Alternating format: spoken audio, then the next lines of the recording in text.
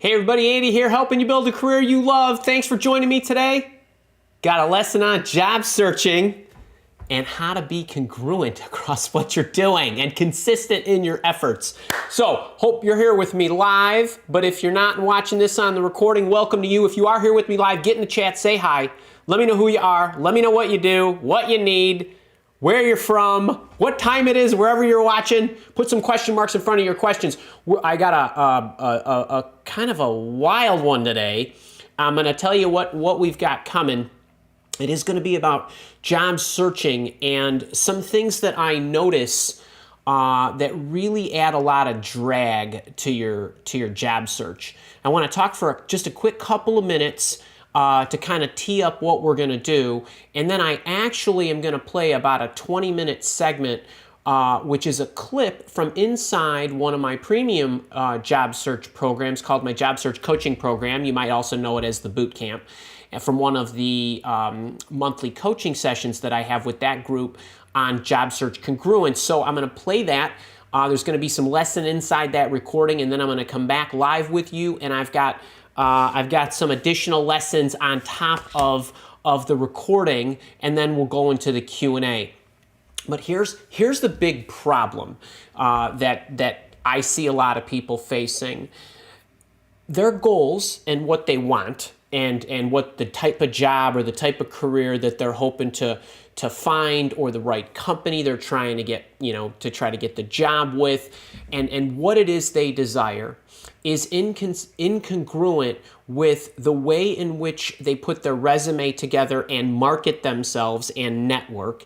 And then ultimately, if they do get a job interview, what happens is a lot of times the interviewer or the employer is asking you clarifying questions about what you want or what you do or what you've solved, and there's an inconsistency. And if you are in a job interview where you tend to be clarifying a lot, that is a bad sign, because the more time you spend clarifying things, explaining things, giving the employer a more clear picture of you, the less time it is that you're actually selling yourself on what you do well.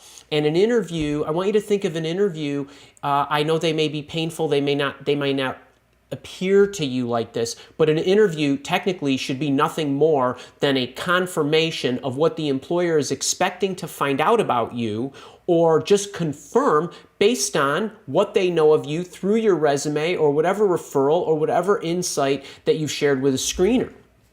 So if that's not the case, there's a good chance that there's an incongruence between your goals, the marketing of yourself, and your interview stories. So I'm going to play a clip where I talk about this concept with my boot campers. This is a clip from middle of 2020, so more than a year ago. I was explaining this issue to them. This issue's probably been prevalent for all time. It's becoming more and more prevalent, and you're at a great risk of doing this, especially if you are doing any kind of career pivot, any kind of career change, and also individuals who are coming out of college who are looking for their first job. This is really important. The other thing, even if you're not career pivoting, but you are a senior person with a lot of different skills. I do a lot of one-on-one coaching with individuals where it's difficult to recognize what their bread and butter is. And I should be able to do that within 1 second by looking at a resume. And sometimes I'm spending 30 minutes with a person asking questions to figure out what it is they do. If this sounds like you, this lesson is especially for you.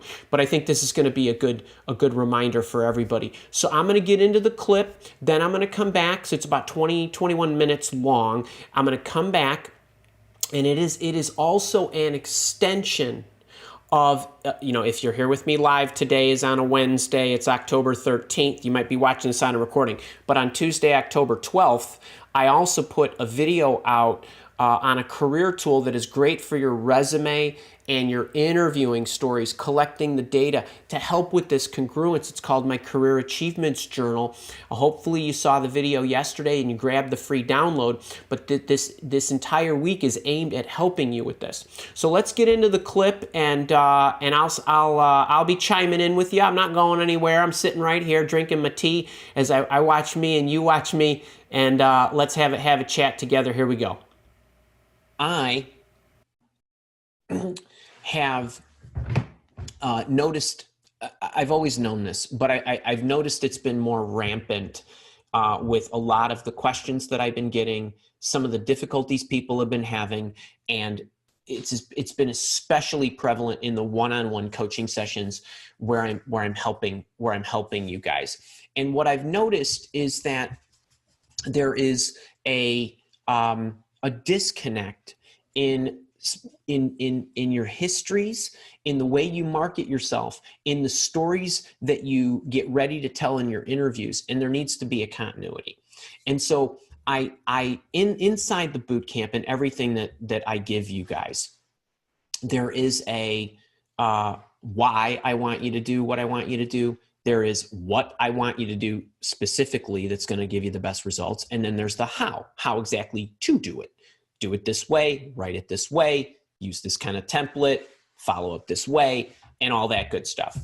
But what I've also noticed is that, smart as y'all are, you look at what you can do and what you think you should do, and then you take the tactics and then you try to implement something, or you try to write a resume, then you want to figure out how you want to tell your stories and all that good stuff, and you use the mechanics of what's in there. But occasionally what happens is there's a disconnect where there's not the consistency and continuity across the different activities that you need to do in order to give you that level of oomph, the power, just the instant clicking and all that good stuff for finding where you want to go, and not only then targeting that right place, but then once you get the opportunity on the line, hitting a home run. So I tried to think of, is there a different way I can explain this to you? Because I don't want to just repeat the stuff I've already recorded for you in the program. And I want to try to draw an analogy of something that I think will apply to your entire life, and it applies to the way you and I've connected. So I wanted to give you something close to home. So here's what I came up with.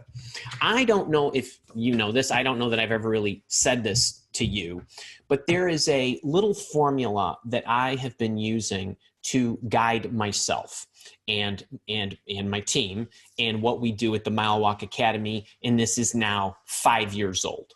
Okay. And I'm a big believer that success in anything, any of you, the trades that you're in, as long as you've been doing what you've been doing, and even if you want to make a career change, doesn't really make any difference, that success does not happen overnight. And people who work hard consistently over time get there. The experience you gain, what you're able to do with the experience, you knock one domino down, you hit another one, and so on. You keep climbing and all that good stuff. And nothing ever happens instantaneously. And in any kind of activity that you do that requires a lot of moving parts, like a job search, it doesn't happen simultaneously. But some of you think it does based on the questions and the approach you're taking and the questions you're asking me. So I wanted to be really clear about what I meant. So here's how I approach you guys, okay?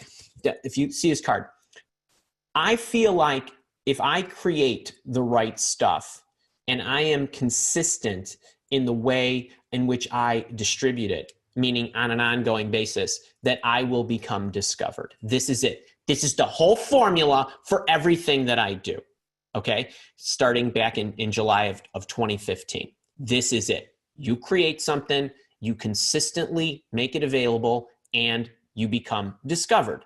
There's other analogies I can use, but basically this is it.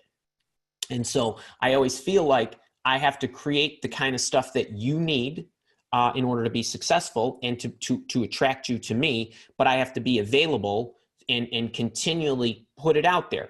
The YouTube videos, the weekly live shows, the Tuesday digests that I give you, the monthly boot camp sessions, all of that good stuff. There's a level of consistency in which it's delivered. Over time, the more of that you do, then you become discovered, right? Anybody who's ever become a major singer, artist, actor, whatever. It did not happen overnight, right? You think about, wow, where'd they come from? They came out of nowhere. They didn't come out of nowhere. They kept creating. They were consistent, right? They practiced every day. They consistently distributed whatever it was. They consistently tried to target agents, whatever it was that they do. That's what this is about. But there's one really important thing you need to take away from this, because believe me, we're going to walk through you here in a second. The creation of what goes out into the world, it's not just that I can create, because there's a lot of things I could have created for you. I decided that I wanted to create solutions that answered your problems. Now, let's just say, sake of argument, that I wanted to start talking about goal setting and planning and organization and leadership stuff. And I just kept creating that. Now, I could have just kept creating that, and you would not have discovered me, likely because you didn't have that didn't solve an issue you needed. You found me, I'm assuming virtually all of you found me, because you had a job searching problem, a resume writing problem, an interviewing problem, a salary negotiation problem, or something like that. So I had to determine what your issues were so that when I created something, I was solving your problem. Okay? That's what drew you to me. Now, my ability to continually put it out there into the world over and over and over again. Some of you found me years ago. Some of you found me last month. Some of you found me last week, right?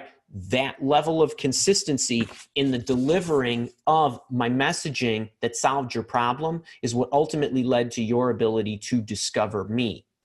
But then you discovered me. Now, how's that look? Well, the source of the creation and the things, and I want you to think about your lives here, and I will connect these dots for you. The source of the creation was all centered on your problems, not my problems, and not what I wanted to teach. I focused on the members of the Mao Academy, the potential students, so to speak, the people who needed my help. What was their problem, right? People's acute problems drive them to make more change and immediate improvement and engage in the help more so than their long-term aspirations. It's true. Okay, so I focused on that. Now, I created what I felt were my resolutions, but where did these resolutions come from?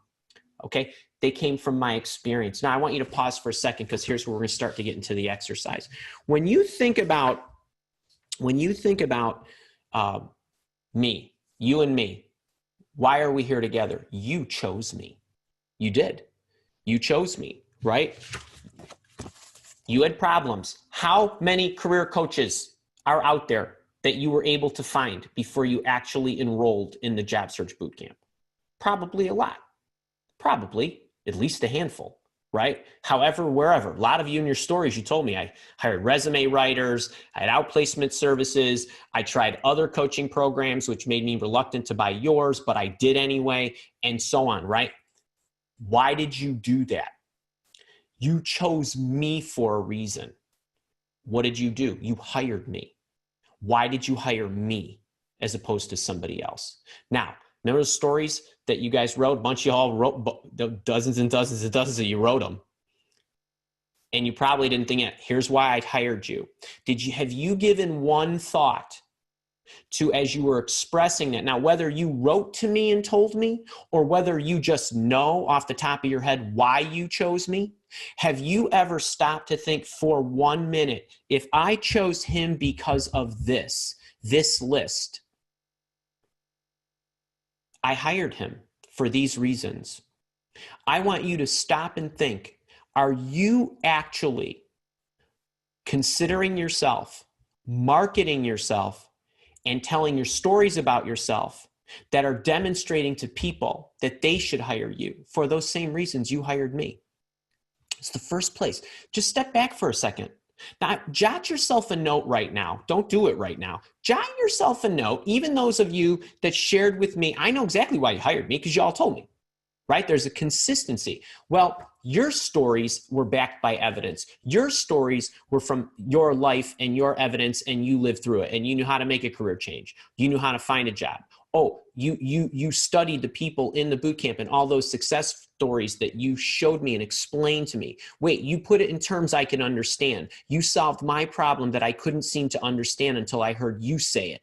Like and you instill confidence in me. You make me feel good. You make me feel like you're going to take care of me. All of those things that you guys all listed, are you doing that? Like, you ultimately need to do that in a job interview, okay? Because you want somebody to hire you. So it's my packaging. It's the way I make you feel. But those stories came from somewhere. But it started with your problems, not what I wanted to teach. Okay. So I want you to just jot down why I hired Andy, whatever, in a list. And then I want you to think about as the starting point of what you need to build upon, because ultimately you need to get to a spot where you are marketing yourself to an employer who has the problems that you can solve. Okay. Now let's show you, I'm going to show you how I want you to do that. But I need you to understand this. Think about this. Have you ever stopped to think about that? The reasons you hired me as your coach, the reasons you paid your $500 or whatever you paid, these are the same reasons that somebody's going to hire you for a job. Okay? So that's the first thing. And this card, we're coming back to my creation card. Now, when you think about you, the creation, all right? You want to think about the problems that the employers have. But look at what's your creation really? Let's make this analogy. Okay, I know this. I'm hopefully I don't drop this stuff. But your creation really, your resume and the stories that go on your resume, your cover letters, right? That's your creation. And the stories you tell in a job interview. This is your creation. This is all your creation. Okay? Your consistency in bringing it to the market is the job search challenge. We're going to talk a little bit about this today too. But this is how you consistently bring forward your stories. Okay? And then what's your discovery? Your discovery are interviews and job opportunities, right? Employers are going to discover you. Now, I want you to think about something. Here's the difference. I create a job search bootcamp program. And if I wanted to, I could have just put the Mile Walk Academy website out, put the job search bootcamp card there, right? Guess how many of you would have bought it? Can we say 0? None? 1? Nobody is just going to find me because I have a website and they Google something and then they look and they see there's a program and just goes and buys it. I got news for you guys. If you think I'm filthy rich because I got a website with a bunch of cards on it, nobody buys stuff because of that. Okay, I'm not embarrassed to say that. That's the way the world works. This is a tall business, right? We have to trust each other. You have to feel comfortable. We have to connect. Okay, so what's that akin to? What's that akin to? If you start putting your resumes and stuff into an applicant tracking system, that's about the same potency as me creating a website and not doing anything. Okay. But what do? I have to consistently get my stuff out there. Well, how do I do that? Tuesday digests, Thursday live office hour shows. I send you some beautiful emails, right? I write to you. I pour my heart out to you. I reach out to you. I build a relationship to you. Isn't that the job search challenge, where you're trying to build your relationships? This is what makes it work. You have to create the stuff, but we're going to get to what you got to create first in a second. I'm not just talking about resumes and stories. You can have all kinds of resumes and stories and still not get the job, right? But the consistency in bringing yourself to them has to happen. All right. So you need to recognize this. Everything I do, you do. Everything you do, I do. Same thing. My life is one big job search. Okay. So think about this. This has to happen for you to be successful. But I want you to understand that path of least resistance, like just shoving your resume in an applicant tracking system, isn't going to make it happen. And me popping up a website with a page that says buy my job search bootcamp isn't going to make it happen. It just isn't. It just isn't. None of you wrote me and said, oh, I went to the Mile Walk Academy. I saw there was a card there. I clicked it and I bought the program. Seemed like a good program. None of you did that, right? Your job search works the same exact way. Now, here's where it gets interesting. And here's where the problems start to come in. So I want you to understand this analogy, and I want you to think of things in this format, all right? Now, what happens is that this creation becomes an issue for some of you, because what you are going to create has to be consistent in two directions, okay? There is a level of continuity in your experience, the way you market it, okay? And then the stories you tell. So let's be really clear. There's some desk work that you do that you have to figure out, well, what are the stories that I want to tell, that I want to put out into this world that will attract employers when I, put my stuff in front of them, okay? So where do you get that? There's a career achievements journal. The career achievements journal is in your system. It's in the second module, and it talks about the 14 most important pieces of information that go with stories that give them power. What's analogous when I tell you a story? There was this woman, her name was. Here's what it looked like. She had this problem. She did these things. She ran into these challenges. She overcame them this way. She ended up getting a big-time job and a big-time salary and managed a big-time, all that stuff. This is your career achievements journal.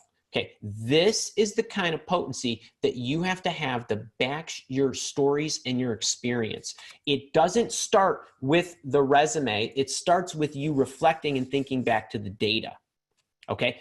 But you want to choose the projects and the experience that you put on your resume, okay, based on where you ultimately want to go, who you want to discover you, the type of company you want to work for, the boss you want to target, or any of that stuff, market, industry, whatever, okay? So that when you get to the interview, they have already an understanding of you and your experience and can envision how you will help them. Now the interview theoretically becomes a formality of confirming their excitement that they got based on your marketing credentials, okay? So I need you to think about that. So here's what's happening. Some of you aren't taking the time to go through this part of the exercise. You're just going at what your history is, but not really looking at all the details of your history, or trying to remember, or trying to recollect, or at least take a good guess, okay? And try to get a good swag in there about what happened, what you accomplished, and so forth.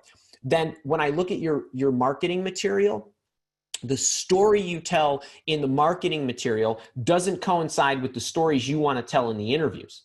You say, well, I don't really want to be a one of those. I want to be a one of these. Well, your resume doesn't position you to be a one of those. Or if by some miracle of God, one of your connections got you in front of somebody who was going to ask you about this, the stories on the resume aren't going to match the stories you're going to tell in the interview. That makes it very difficult for the person to put your story together in their head. And these interview stories also have to be in direct alignment to what their problems are. What do I always say about when somebody asks you to tell me about yourself? You got 25 things you can tell me about. They're all awesome. I need you to tell me about these 2 things right here. How are you going to know that? Well, there's some planning you can do. There's some, right, in advance, a company like this is going to have these kind of problems. They're going to need these kind of people to solve these kind of issues. There's some on the fly assessing you can do.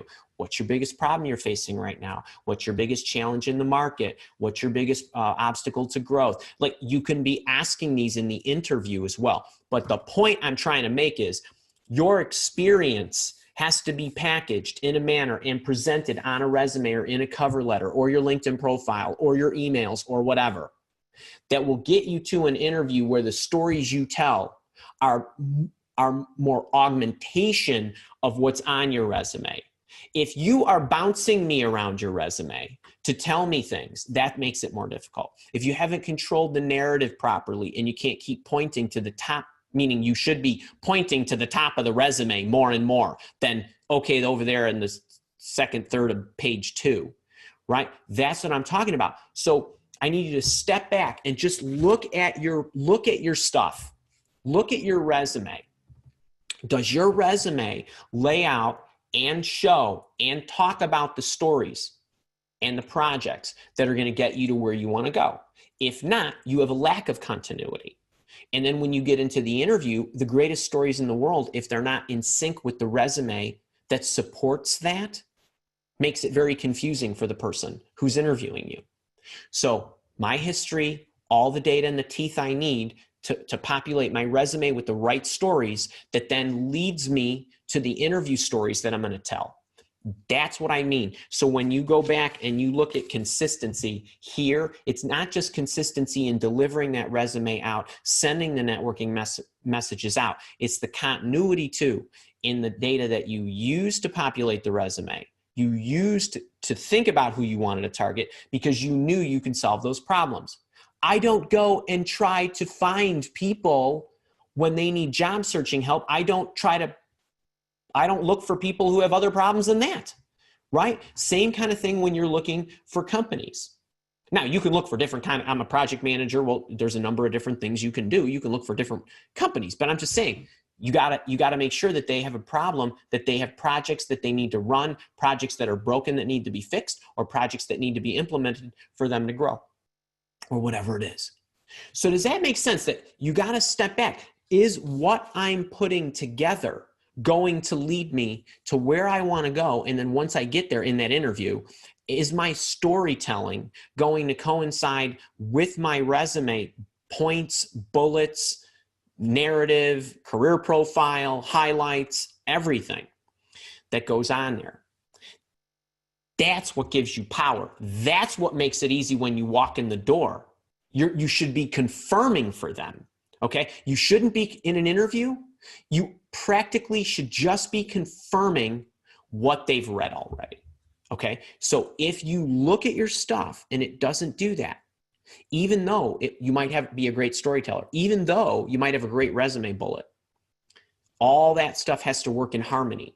And what I'm noticing is people's goals do not align with the way their resume's formatted or the way their resume's laid out or the stories that they're telling in their resume. Okay, so I really wanted to call your attention to this. Okay, that's the first part of this. So you can see when you start to think back and you look at across each of the kind of the major phases, the kind of the reflection, the first parts, where do I want to go? Either, where's my passion? What direction do I want to take this? Or any of that stuff. All of the things that you pull together from your thoughts to what goes on the resume to the stories you tell in the interviewing process. You want that to be consistent across. So what I want to do now is I didn't show you the rest of all of that.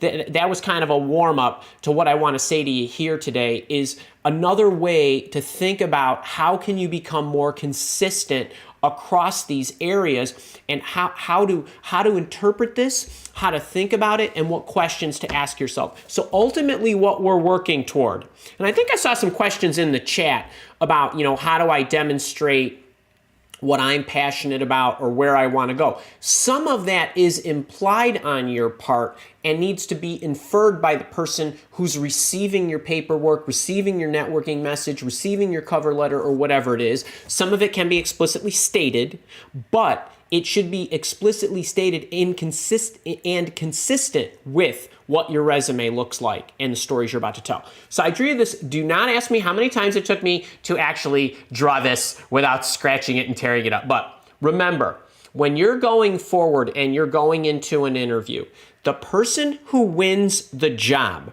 is the one who can articulate their fit and value that is most in alignment with what the organization needs in the immediate term and the near mid-term, right? Whose fit and value coincides with that? Where do you get that? From the interview intervention book? Sorry, back there. Right? I talk about that. One of the reasons, that's one of the 3 reasons why you get the job. But how do you do that most effectively? By being obsessed with what you think their problems are at the moment and knowing that you either have solved those or can solve those.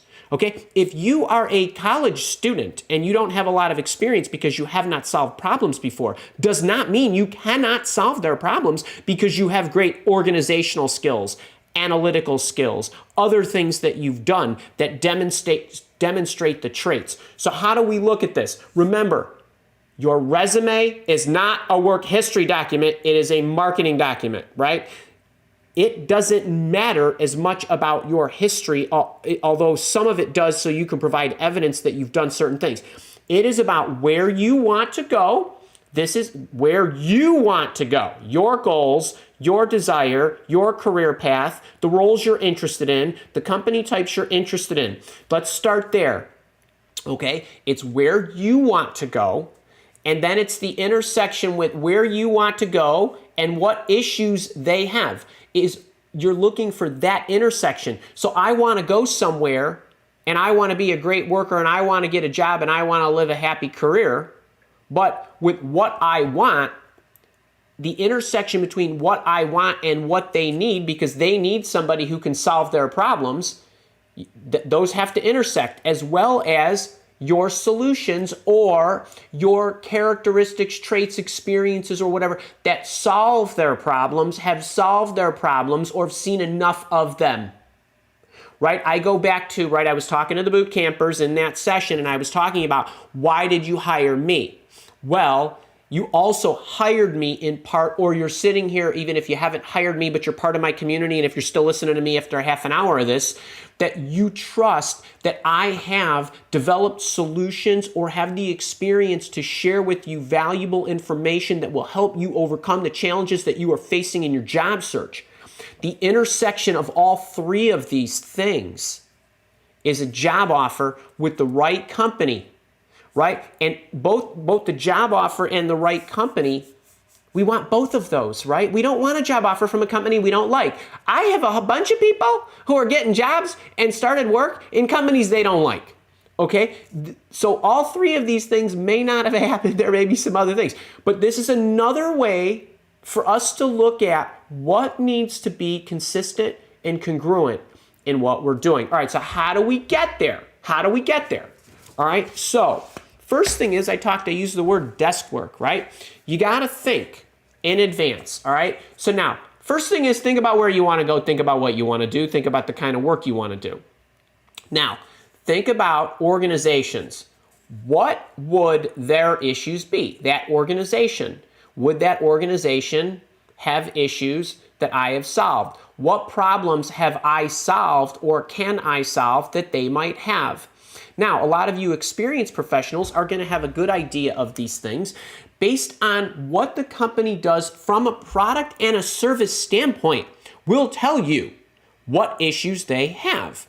Do they develop a software product that helps organizations capture their customer information? Are they a data capturing company? Are they a whatever, right? Do you have experience with handling those kinds of issues?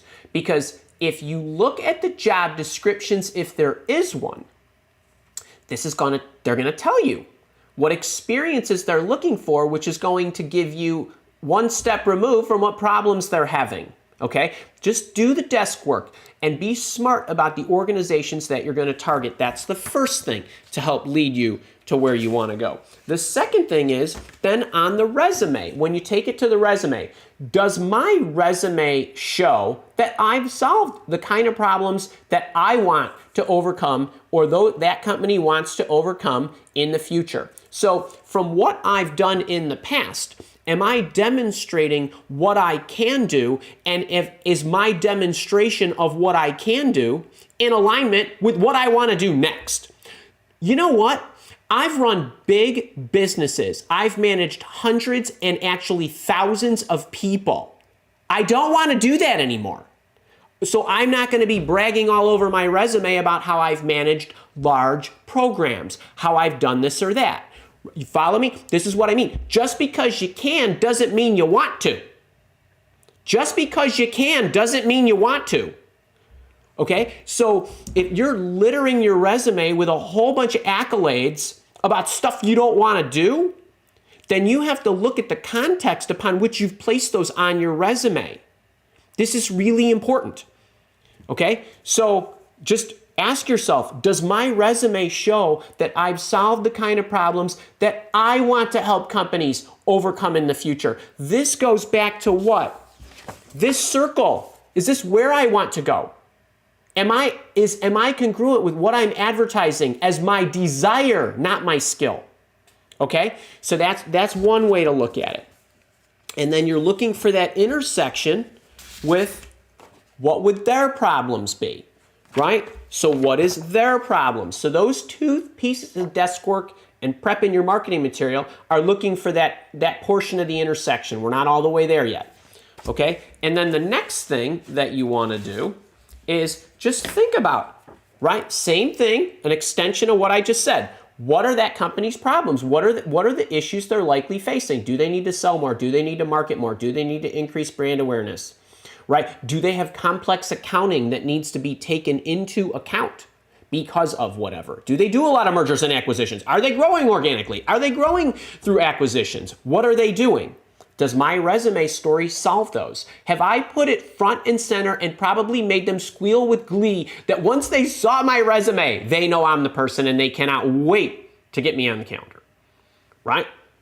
Okay, now, what's next? Well, you got more desk work because what? Your stories have to be consistent with what's on your resume. So now look at this. Do my project stories speak to the problems that I've solved and that they will have? So this goes from, is it where I want to go? Does my resume say I can? And then, are the projects that they're likely to ask me about in order? Is all that seamless? Why is this important? Have you heard me say before the ultimate resume? Well, first, okay, let's back up. The ultimate resume, your job when writing a resume is not to get them to read it. It is to get them to come to the decision that I need to speak to this person. The faster it gets them to say that to themselves, the better your resume is, period, end of story. Okay, now, when I see a resume and I say, I need to speak to this person, if I came to that conclusion quickly, what was on the resume that likely made me draw the conclusion quickly? Projects and accomplishments that I saw that were in direct alignment to the experience that I need to get hired on this team so that that person can go fix my issues. Does your resume, number one, have those kinds of projects on it? And how do you know if it has those kind of projects on it? Because number one, you talk about the benefits that you attained by implementing this kind of project, right? I saved the company $10 million by streamlining the processes related to blah, blah. That blah, blah and those processes are likely the same things that customer, or sorry, that company that you're interviewing with or targeting needs. Okay, that's what's going to make them squeal with glee. So you want to make sure resume has the projects and accomplishments on it, and the interview stories that you are preparing from the desk work standpoint is doing that as well. And then we want to move on to some other things that I did not mention in the recording, but this one goes out to all, it goes out to everybody. It especially goes out to career changers.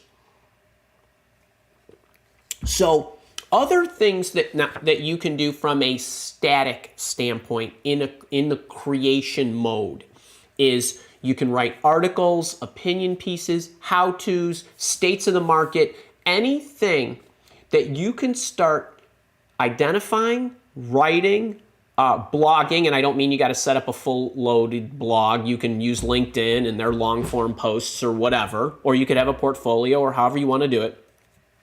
Are you getting things that you have developed that are, again, consistent with the projects you've done? Are you a project manager that has created a hybrid methodology of, agile and blah, blah for the energy space for oil companies that do this kind of project? Somewhere, write a piece about that. Post a template out there on your LinkedIn profile. Attach the PDF and a link to the article or whatever. These are the kind of things that are also helping you establish yourself as knowledgeable. Don't have experience on it? Go read up on something, watch a YouTube video, read a blog, read a book, follow somebody, and then write your ideas on it. I've put videos out there in the world on how to create content to make it your own based on research you've done.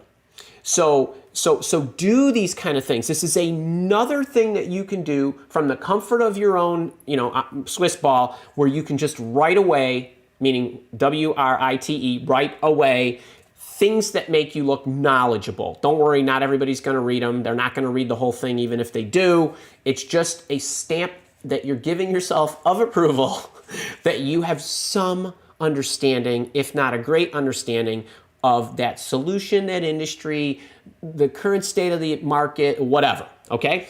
That's more development. And then there's dynamic stuff that you can do so that when you get into an interview, you've got their problems and your solutions. Now, you've thought about what their problems might be. You've written about what their problem solutions might be, right? But now you get into the interview, and what do? You ask them, what are the challenges you're facing? What are the biggest problems? What's the reason you haven't done this or that? What are the problems, if solved, that will catapult you forward to your wildest dreams, right? That kind of stuff. So this is the dynamic interaction that occurs during the interview that helps you get into this centerpiece right here. So let's think about it, right? There's some thinking in advance. There's some reflecting of your goals, where you want to go, what you've done, pulling it together, thinking about the companies you want to target, targeting the companies whose problems you know how to solve or feel you can solve or likely can solve or can figure out and explain to them in some persuasive manner how whatever you've done in your past can fix whatever it is that they need. All right, then you're putting that on the resume, you're getting those interviews, you're getting in the interviews, and you're eliciting confirmation, right? So your resume, right, to them should precede you and give them an idea of what you can do. The interview for them is a confirmation of what? Those those points you've put down in the resume that are demonstrated what you can do and how you can solve their problems. What is the interview for you? Should be the confirmation of what? What problems you speculate based on the research you've done, the company you evaluated and the way you evaluated it, the job description and the skills that they were asking for and the person that they want to hire, and so on and so forth. And that could be done dynamically. Okay, this is what gets you one of these. And it's easier to do that when everything that precedes that interview is congruent. It also works for you too. You got to think about yourself, right? Am I targeting companies that I would like? Or am I just targeting a company because I see an opening? All right. So ultimately, this is what we're going for, right? What are my goals? And being very clear and explicit on those. What are likely their problems and what do they need? And then do my solutions. Have I thought about them? Advertise them appropriately, done everything I could to make myself look like an expert. Put that information on the resume. Go in and prepare interview stories based on the projects I've put on my resume that coincide to the problems that they need to overcome. Okay, this is where you want to be. This is what will get you interviews that go smoothly. This is what will get you job interviews that pay you what you deserve. But you got to do all that. So there's a level of congruence across your different activities. There's a level of consistency, which we're not, right, like the job search challenge, which we're not going into detail right now. But if you're in my boot camp or in the coaching program, you've got a whole 6-video product on that. And if you're not, there's a couple of videos on my YouTube channel where you can check that out. So that would be your next step after bringing all that congruence and preparing all that stuff and then bringing yourself to market with the consistency of the job search challenge. All right, I hope you enjoyed that. 45 minutes was my goal. 2 minutes under budget. Okay. All right, so I hope you enjoyed that. I'm always looking for different ways to unlock you. Okay, so, and I'm always looking for different ways so that all the trainers that copy my stuff can't keep up. All right, so I want to go to the Q&A. I got a major announcement, and I don't know, I've been kind of burying it in the emails lately. But if you need more help, and maybe, so if you need more help and you want the whole kit and caboodle with all the assets and all that good stuff, the job search coaching program, my job search boot camp, is on special until tomorrow at 11 a.m. Central Daylight Time. I've got 2 really fast slides I want to show you. I hope you indulge me because it's a really great program. I know there are a lot of boot campers here, and if you are here and in the boot camp and I see you with your hashtags, please let other people know what your experience is in the program. I know some of you have found your jobs, some of you are looking for your jobs, but anything that you can share. But I want to make sure that I give you just what the boot camp is about. So indulge me here for 1 quick minute. And let me just show you very quickly. I want you to imagine everything you can possibly need, okay? Anything. I got to find myself. I got to figure out my career direction. I might want to change careers, whatever it is. All the front stuff, from resume writing to job searching, to job interviewing, to salary negotiation, regardless of your goal, regardless of your level, whatever you need, it's all video recorded. All the tools and templates are there. Anything you can ever need and everything you can imagine and more. There is online support. So if you have questions as you go through the program, you can actually ask me, and I do respond to every single one of them.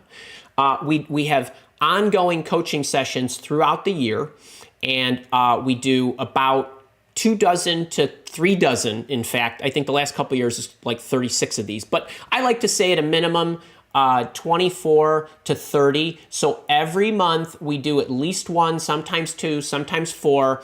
We've got a session, a private group session tomorrow at 11 this month. And there's a few other sessions this month as well.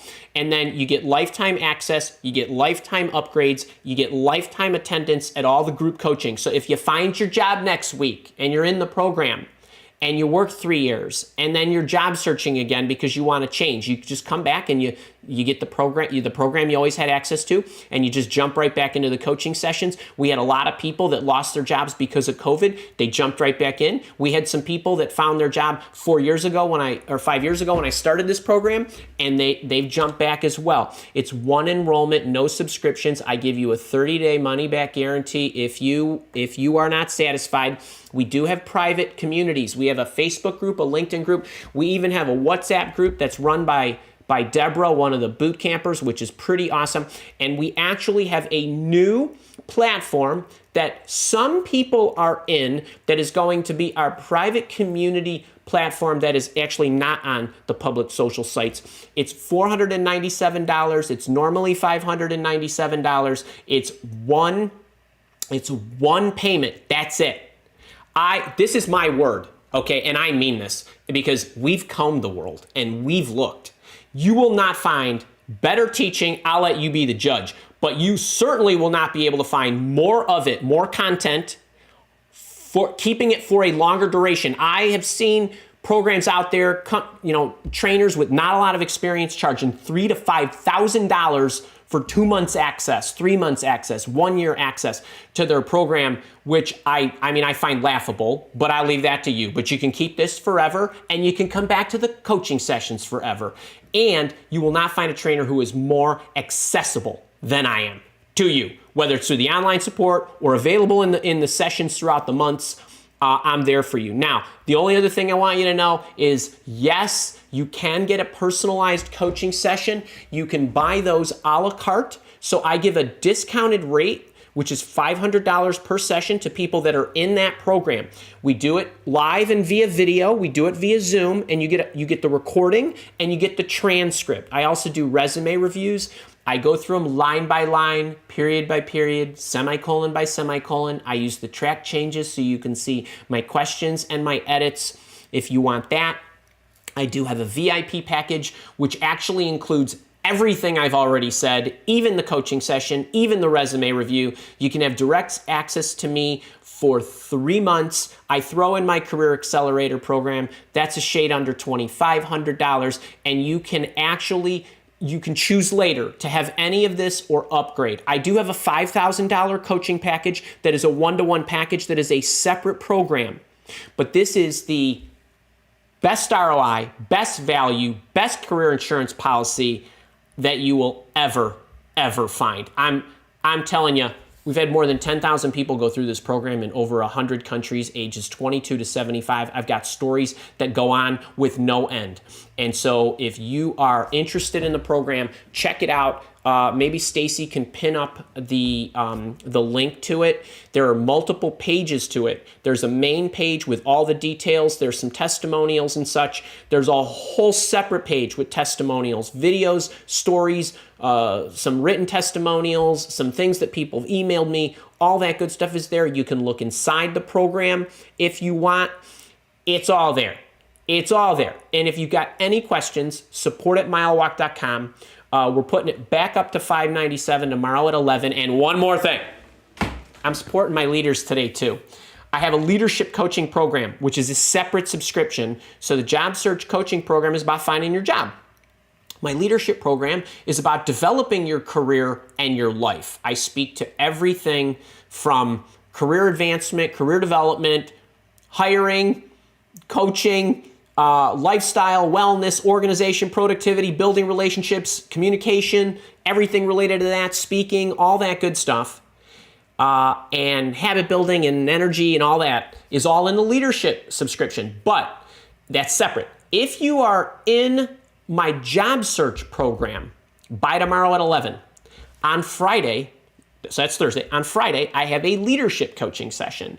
And I'm inviting people that are in my boot camp to join me complimentary this month because I'm talking about performance reviews, which will be coming up for most companies in the next couple of months. And so I'm teaching you how to be ready for that, what you should be doing from now, how to position yourself, what information to capture, how to make your arguments, how to prepare for it, how to conduct it, how to recap it, how to follow up, and all that stuff to make sure now, whether it's just an annual review, whether it's a promotion review, whether it's a career development talk, whatever it might be, that's on Friday. So as long as you're in my boot camp, my coaching program, the job search coaching program by tomorrow, you can also join me on Friday. And then I have another coaching session with members of the boot camp on October 29th. Sorry, could you say? On October 29th. So those are some things to think about. Deadlines tomorrow, and that's that. Okay, let me see, what do we got? Oh wait, so here's some boot campers. Let me share with the Asla.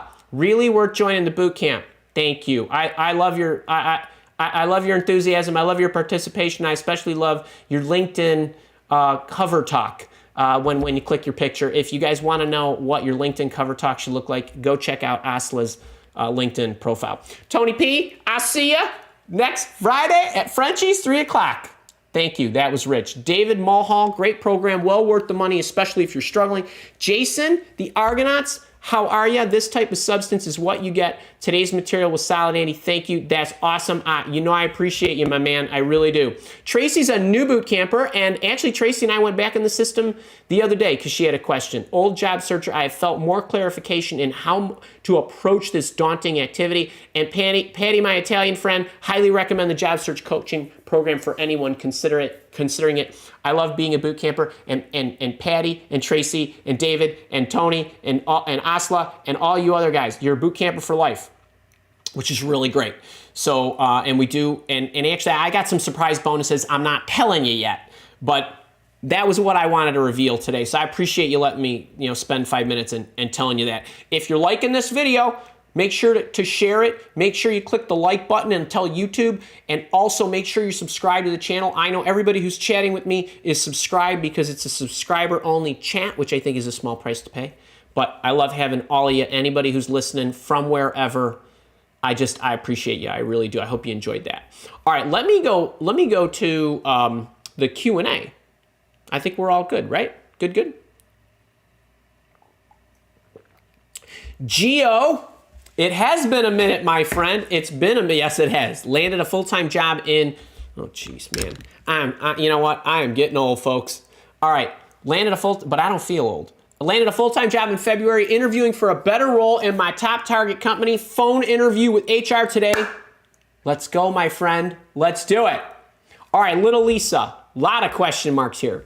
Please can help how to convey consistently resume LinkedIn my passion to do investigative work and transition to entry-level role with no experience. Transition from 8 years LMS administrator. Okay, so little Lisa, oh wait, thank you for your dedication to helping all of us learn to be successful in our career journey. You know what? It is my privilege and my pleasure. Seriously is. It really is. I just love being able to do this. I really do. Okay, so a couple things here. And Lisa, let's echo some of the things that I mentioned, right? So Lisa obviously sounds like a career changer. So number one, make sure you go to it's free, my career changer playlist on YouTube. And I talk a lot about how to transition your experience from whatever it is, your administration experience, to where you want to go by highlighting the capabilities that you have, that you've gained through your 8 years of experience, and putting those areas in the resume, in particular in the career profile, as well as the highlights that you speak to. If you go to the Andy School of Resume Writing, you'll pull forward that as well. And so what you're doing is okay, so let's take my card here that took me like, I don't know, 4 times to try to get right. So their problems are what you're trying to transition to, which is investigative work. Okay. You've done some things, your solutions, and where you want to go and where you've been helped you develop skills that a good investigator or investigative or researching or whatever it is that you need to highlight you've done, and you've built those skills. So first thing is you want to look to, where's it that I want to go? Investigative work. What makes a good, let's just say, investigator a good investigator? There's research, deduction, connecting the dots, all these other things that perhaps you've developed skills that have enabled you to do that. That's the kind of stuff you want to put on the resume. So, you look up what makes a good investigator in Google. You will start to see articles, books, and things that speak to the skills you need to develop. You can look at job descriptions that you're interested in or that you think you're interested in. Look at the skills they're calling for. Think back to what you've done. Pull out the experiences that you've had that have helped you build those skills. It doesn't mean you were an investigator before. It means you've done something that has helped you build a skill that projects you to be a good investigator.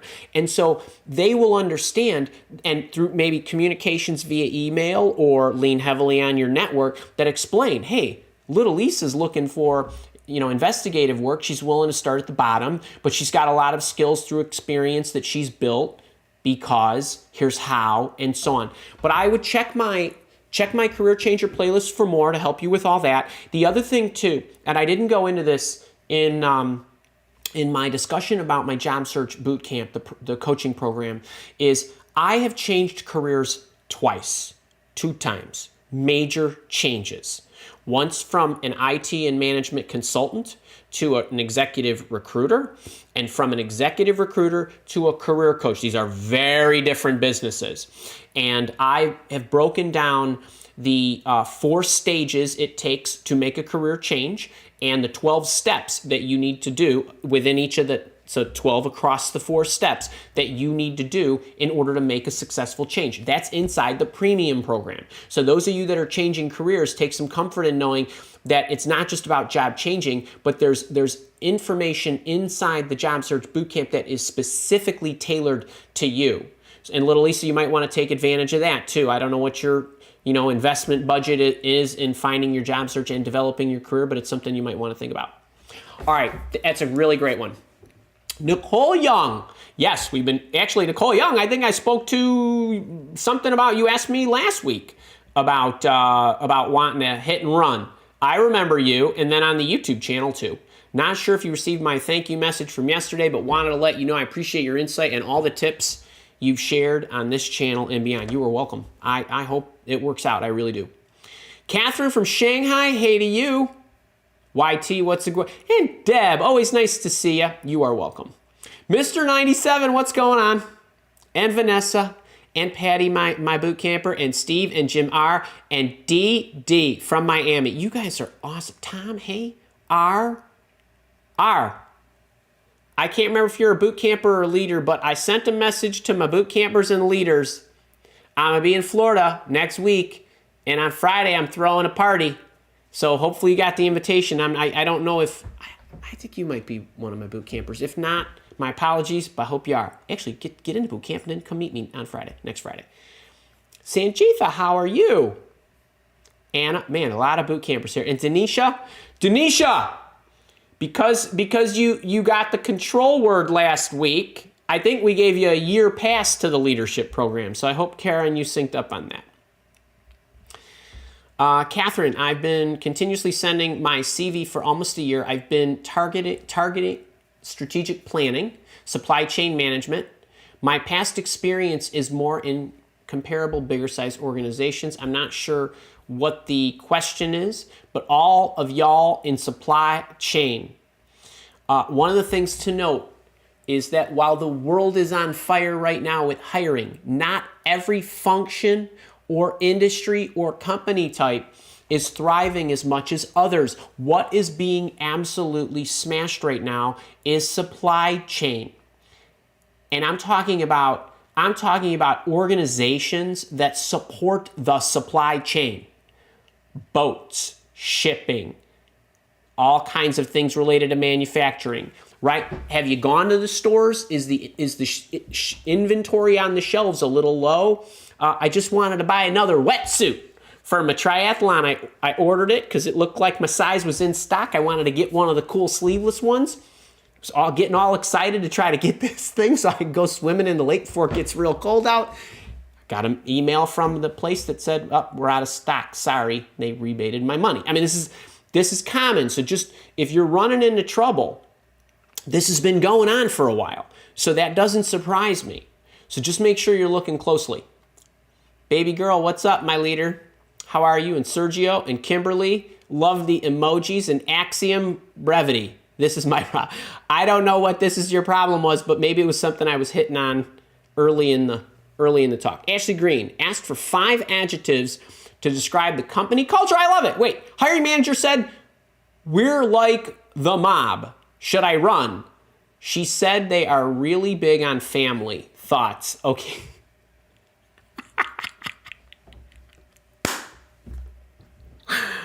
Oh, Ashley Green, thank you for making me laugh. That's damn funny. Okay, that is damn funny. Because, folks, hang on. Ashley Green did a really smart thing because you should ask for adjectives. Like, don't say describe your culture. Say give me adjectives that describe your culture. And now, okay, so first things first. Now, I haven't talked to you, and I wasn't sitting there next to you listening to their response. So I said to you, "Hey, we're like the mob. We're really family oriented." And I busted out laughing and said, "No, we run it like a family. It's really great." Then no, I would not run. If it's, hey, we run it like the mob, we're soldiers and button men, yeah, then I'm scared as heck and I want to get out of there. So I don't know what to tell you other than what were the other 4 adjectives, right? Factor that into account. I wish I had more there, but thank you for the major laugh. Jetting, Chen, and Tracy. Oh, look at two of my dearly beloved boot campers there. GH, Ed H, another boot camp from Phoenix. Okay, only if it's my Rob. How you doing?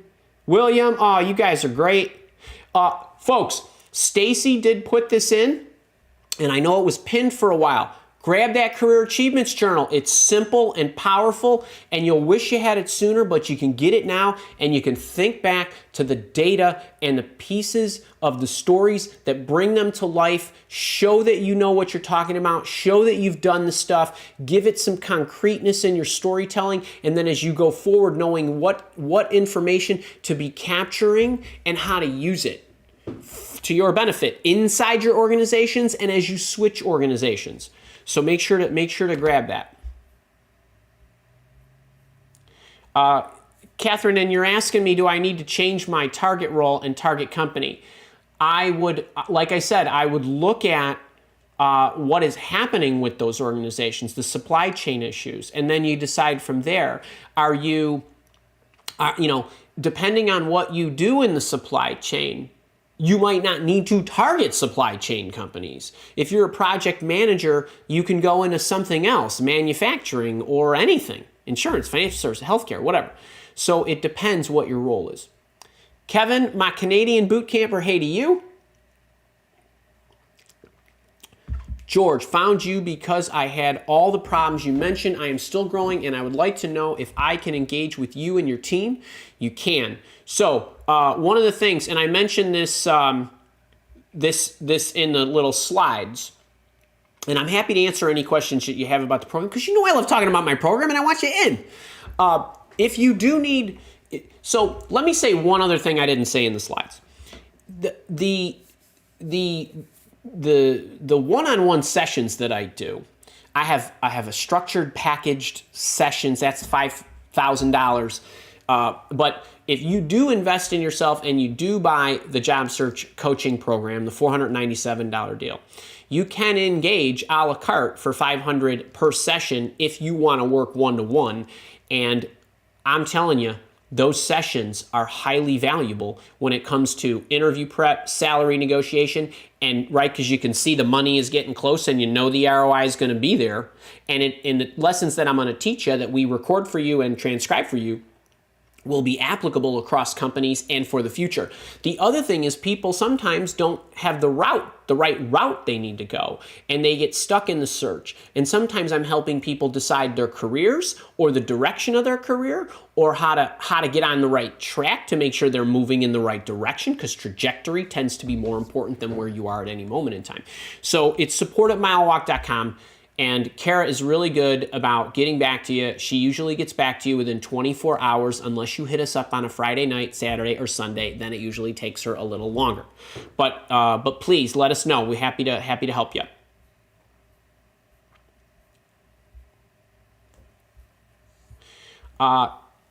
Catherine, how to identify the right grade to apply for? You don't worry about grade. You don't worry about level. Okay, so you don't know what the grade is until you get in there and they grade you.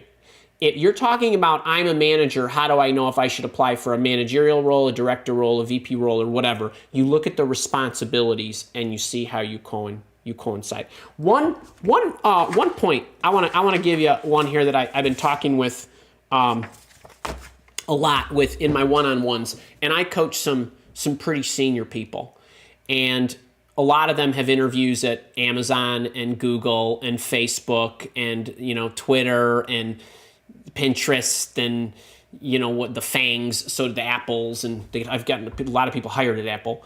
And one of the things that they inevitably ask me is, well, Andy, how do I know when I'm getting down to the end, what level is the right level? Now, Catherine, I know you didn't ask me this, but I think a lot of you probably have the same question that my boot campers have when we do these one-on-one sessions, or my one-to-one coaching clients have.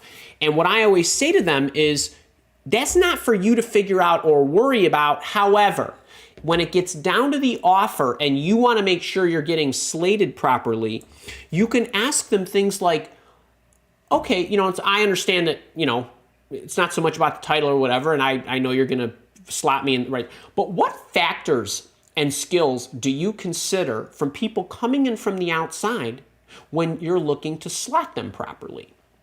What factors do you look at? How do you determine that? And you ask them.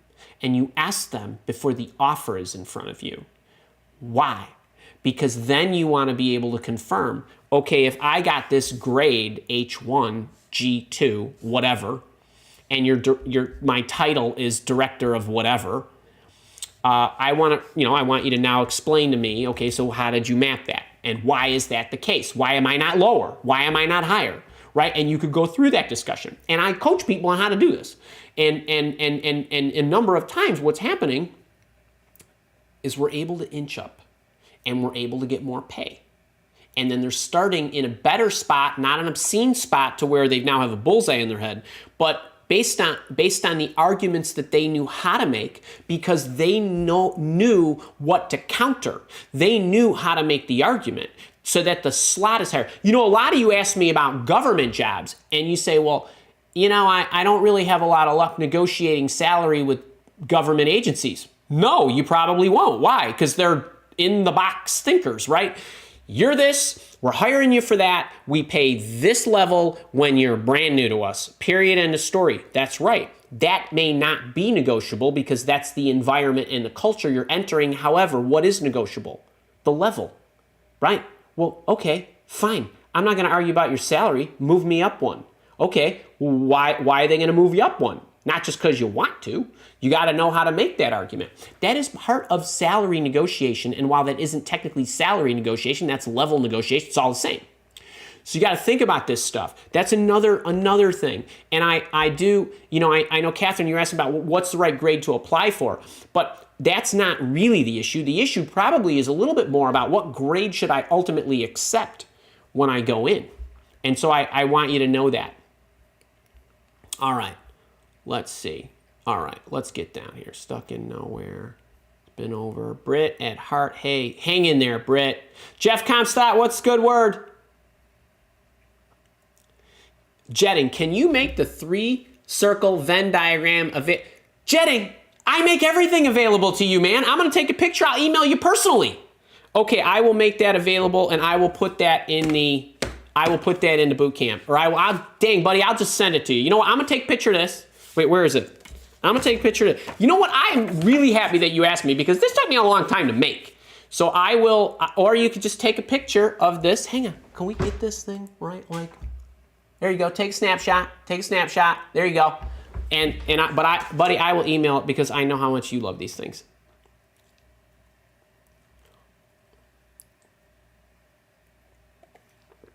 Britt, I didn't know you had a question. I was skipping over a lot of that stuff. But if a rejection says they decided to go in a different direction, that doesn't mean anything particularly. It means they were just avoiding giving you any kind of specific feedback that's common for employers. But to answer your question about why they cannot be honest, it isn't that they don't want to be honest. It's that they don't want to run the risk of saying anything that you could potentially use to come back to sue them. Honestly, you guys can't even believe the crazy stuff that people do. So they're not obligated to give you any feedback. So they take the safe route. Tawana, this is good. You're welcome. Updating your resume. Awesome. Yes, please. If you are enjoying this, can I get 100 likes? I don't even know if there's 100 people here. But make sure you're subscribed. Share this because a lot of people need help. And if you want to join me tomorrow at 11 and Friday at 11 in my leadership coaching program, make sure to jump in the boot camp. Tawana, what about... So folks, do me a favor. Make sure the question marks are front because I zipped down here very quickly. I'm not sure what that question was. All right, I'm zipping down. Ian, my boot camper. So if you have not worked in a way that you have solved problems that align, had quantifiable results that relate to the position you are applying for, how do you gracefully and eloquently dismount? So Ian, go back to what I was saying to little Lisa earlier. It's not that you have, so yes, this is ideal, right? Your solutions, but substitute your solutions with your abilities. Your ability was grown through doing something that is valuable to the employer. Okay? So that's the way you handle that. So it's not always about, I've done this exactly, right? It's I have this experience to draw from. I have these abilities and capabilities that I've grown because I've done this kind of work. That's how you do that. Asla, you're welcome. And Afra, you're welcome. And thank you for reiterating, my boot campers, that it's really a great program. It really is. Look at all those 6, 7 of them, 8 of them right in a row. Thank you you are welcome.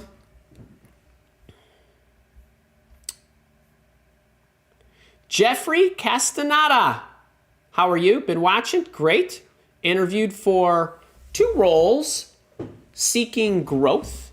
They both need someone with my skill set to solve their problems. One already made me an offer. The other is slow with the interview process. Do I wait or accept? I love this.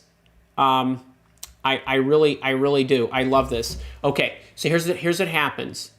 Actually, in my coaching program, in the job search coaching program, I have an entire session, a solo session on how to handle this scenario when you're interviewing with multiple companies and you have multiple job offers, because everything that you do should assume you're going to be successful, and you're going to assume that if you start your job search today, right now, this minute at 12:14 Central Daylight Time on Wednesday, October 13th, that I am going to have multiple offers. So you need to do a whole bunch of stuff along the way. Now, I go into that in the program. A lot of that has to do with communicating with the employers along the way, that you are interviewing with other organizations. If one of them is moving slowly, you should have been letting them know, I'm getting an offer. I'm about to get an offer. They said it's coming on Wednesday. They need an answer by whatever. I would like to have an idea of where you are in the process. And I understand that you can only move so quickly and you have to go through your process, which I respect. But can you give me any insight so that I can get back to them? Because if that was you, you'd want me to be able to get back to you with a firm date upon which I could answer. All right, to shortcut everything that I would take you through, you go to the one that is trailing, and now what you say depends on how much you want that job, number 2. Number 1 gives you the offer. Is number 1 your favorite? Then I don't care about number 2. You negotiate the heck out of number 1 and you go. If number 2 is your favorite, you got to go to number 2 and say, you're my favorite. And I would like to really work with you, so I'd like to understand and see if I can hold off on accepting this for as long as possible, but I need to be reasonable. Can you give me any idea if you can expedite this process or what that would look like? Or so. If they say, sorry, Jeffrey, we just can't move any faster.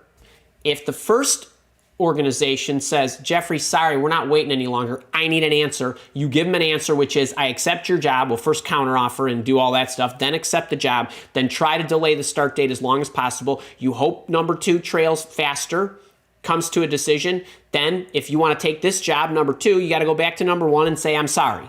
Okay, that's just the way it rolls, because I am not going to have you lose this one because they were forcing you to give an answer. Now, I don't know the context. Like, were you interviewing for 10 weeks and now they want an answer right away? That's actually reasonable, because the longer you go through the process, the shorter think time you should need. However, if you've got other things going, balls in the air, we call them, right? If you got other bidders, then you should want to request that time. They should want to grant you that time, because I don't want you taking my job looking over your shoulder, because something like that could happen where you renege.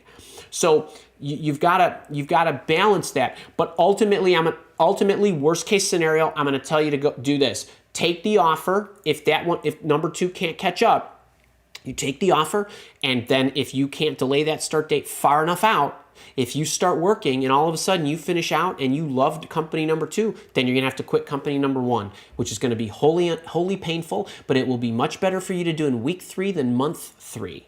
Okay, so that's the way I would do that. If my hand is forced, I'm going to protect myself. Adela!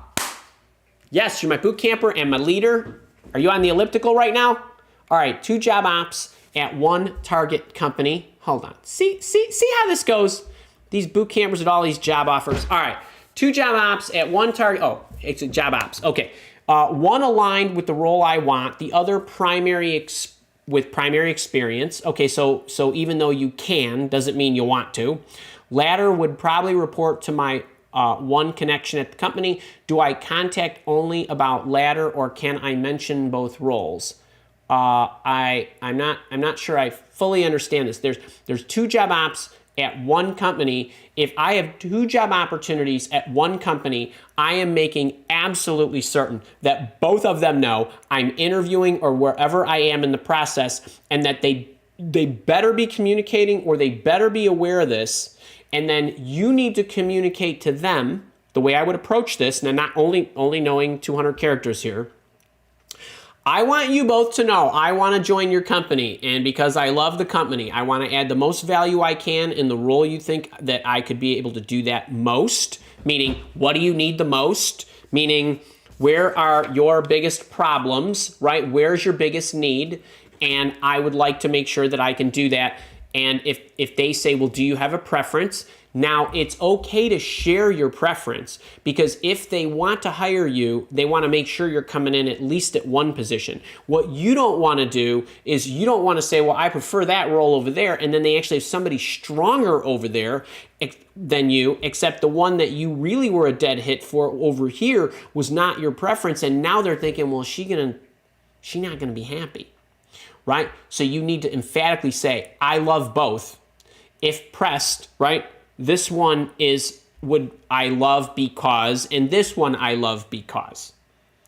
You know, it's something like that. But they both better know that you're in there. That's a sticky situation, if I understand you correctly. All right, I hope that helps.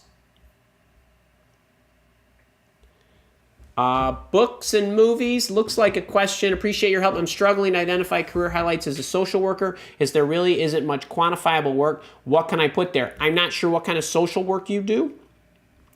And anything is quantifiable. You got to really look to what can you count. And if you truly cannot figure that out, then what I would do is I would try to make it as strongly intangible as possible. That's what I would do there. Knowing more, I could probably give you some more color. Thank you, Brenda. I have to say, even though this is off topic, I love that remind you. And the furniture. Yes, the Wells chairs from Pottery Barn are a big hit, and I know they've made their way into a lot of people's living rooms or dens or offices or whatever, thanks to my shows. I'm telling you, Pottery Barn should be on they should be paying me commission.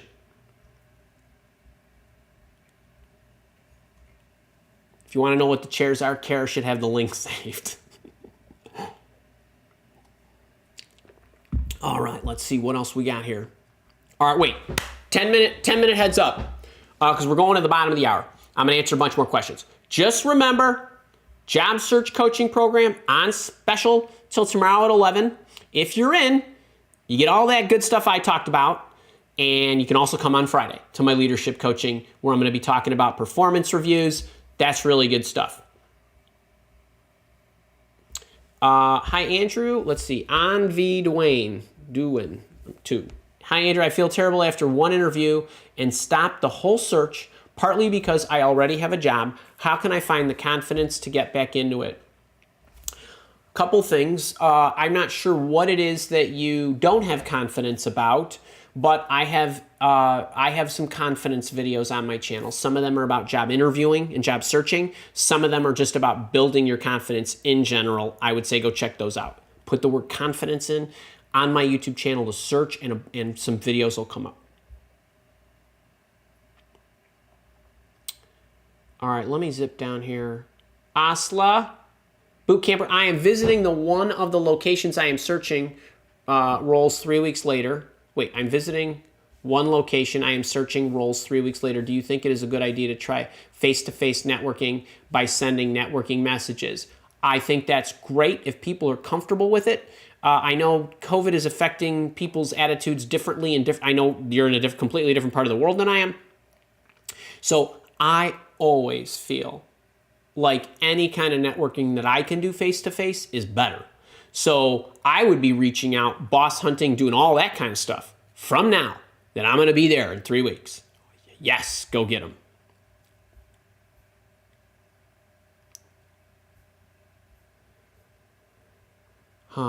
Let's see. Good question. All right, I'm zipping down here. I'm trying to get some unique questions. Am I at the end here?